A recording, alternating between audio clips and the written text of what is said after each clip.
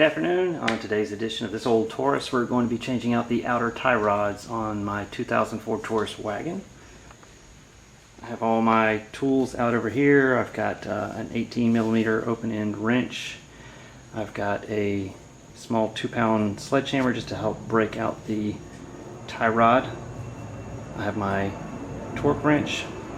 I've got various pliers, a flathead screwdriver, and 1/2 inch and 1/4 inch wrenches. And my new parts, I'm using Motorcraft tie rod end to replace the original Motorcraft tie rod end on 147,000 mile Taurus.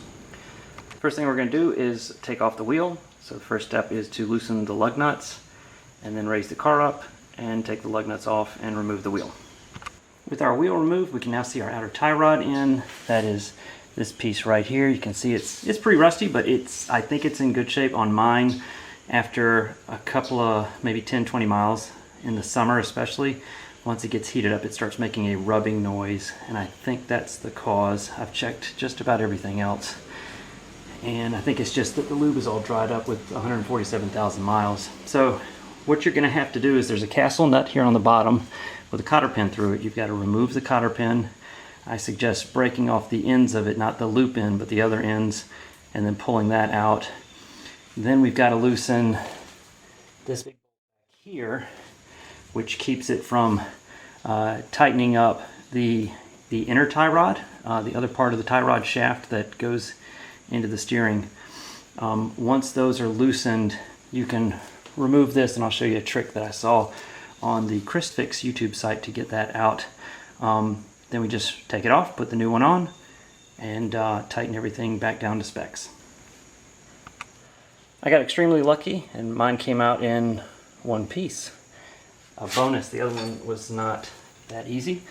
So then I'm going to take my 18mm socket, put it up here, and just start taking this off.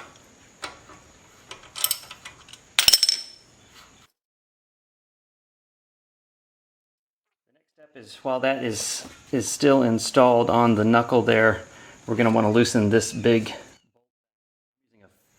13/16 wrench that seems to fit. I think it's 18mm. I just don't have an 18mm open-end wrench, but this 13/16 will fit tight. And then what you have to do is you have to turn it right. So you're going to turn it to tighten it back into the inner tie rod.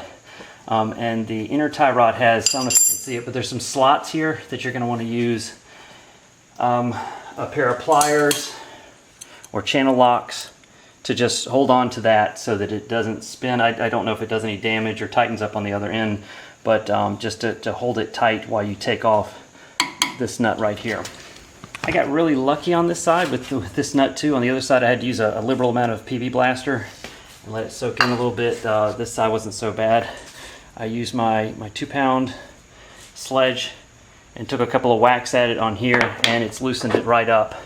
On the ChrisFix site, it recommended just to loosen it and then tighten it back up, and that's so you'll remember where your outer tie rod goes back in.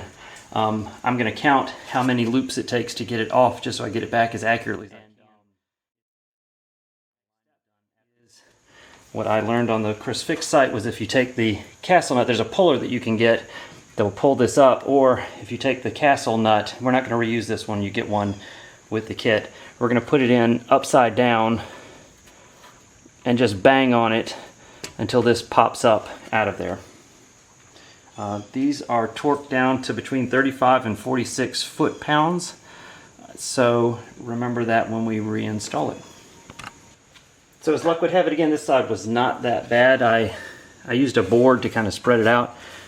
Put the board up under here and then basically just hammered on it. It will be in there tight, and after I hit it a couple of times it came out. On the other side I didn't tighten the castle nut enough. I would tighten it just so that it's up against the bottom. The point is that you don't want to mushroom the bottom so that you can't get it out of the knuckle.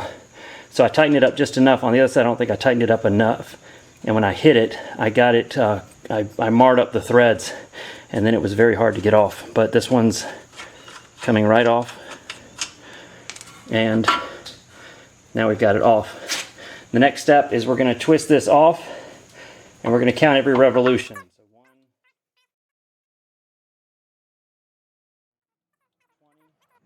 So 21, 22, 23, and it twists right off.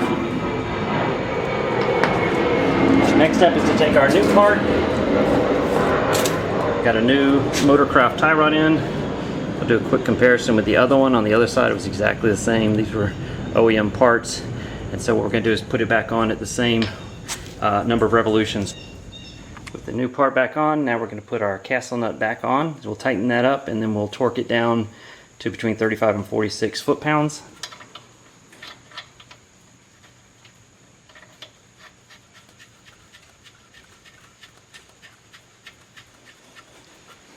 Got the castle nut back on, so we're going to torque it down.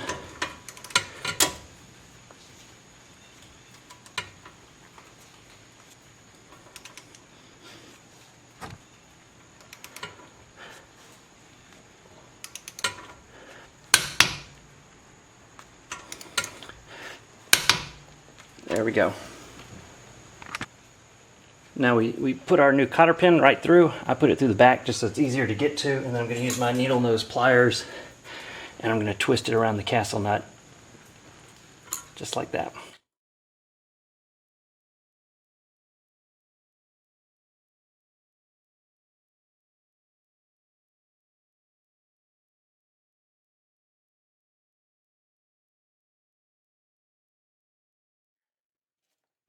The last step before I put the wheel back on is I'm going to take my wrench again, and this time I'm going to go in the counterclockwise direction so that I tighten this up against the outer tie rod.